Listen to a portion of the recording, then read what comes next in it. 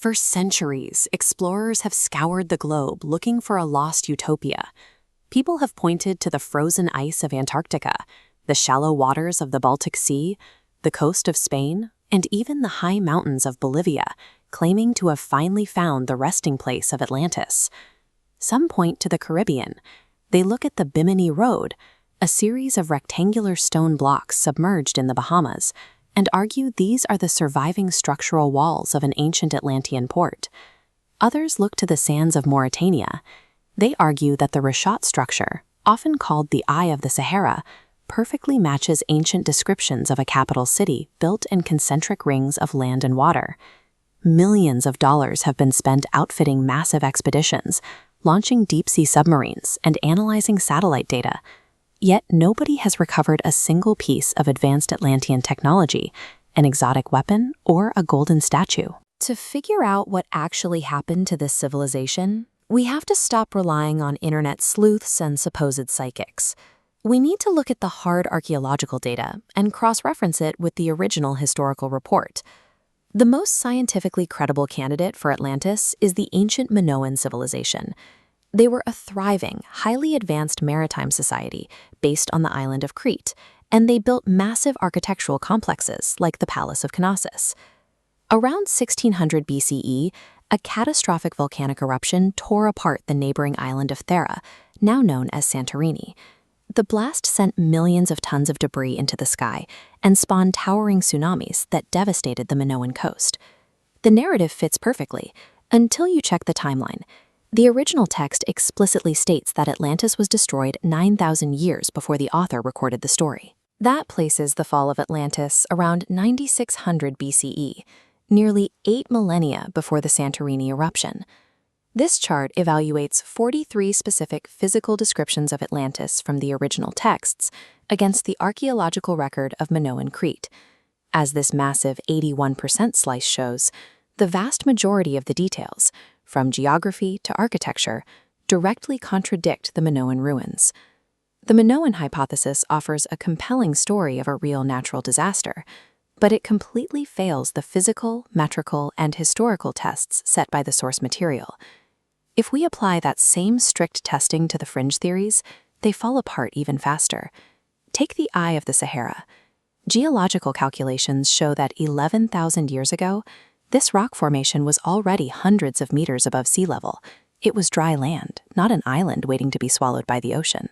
Or consider Doggerland, a real landmass that once connected Britain to mainland Europe before slipping beneath the waves. It actually sank, but archaeologists have found exactly zero evidence of large temples, harbors, or an advanced civilization there. To see how ancient settlements actually end up underwater, consider Pavlopatri, Greece. This map and drone imagery revealed the oldest submerged city. Looking at this bathymetric map, the area dropped 4 meters over millennia, driven by gradual sea level rise and slow tectonic shifts. Land masses subside at a rate of roughly 1 meter per millennium. Real cities are claimed by the ocean slowly, over generations. They do not vanish in a single day and night of misfortune as a divine punishment from Zeus.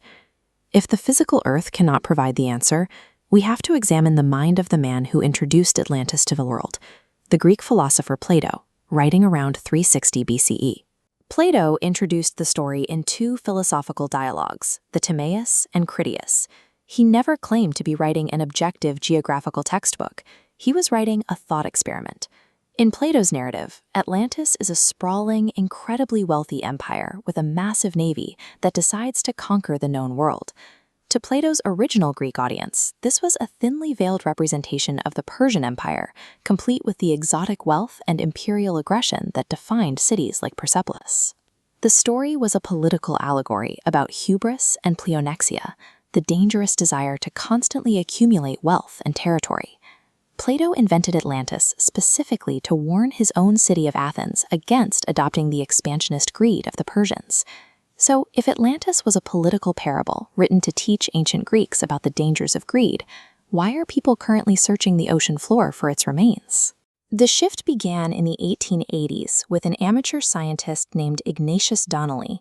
He published a wildly popular book that treated Plato's philosophical text as literal history. claiming Atlanteans survived the flood to teach the rest of humanity how to farm and build pyramids. Then, in the early 20th century, a purported psychic named Edgar Cayce took the obsession further. He claimed to receive visions of Atlantis, injecting the myth with science fiction concepts like high-tech submarines and a massive power source called the Great Crystal. Over a few short decades, a 2,000-year-old moral warning was hijacked. It was stripped of its philosophy and mutated into a highly profitable pseudoscientific conspiracy theory. Today, that mutation is complete.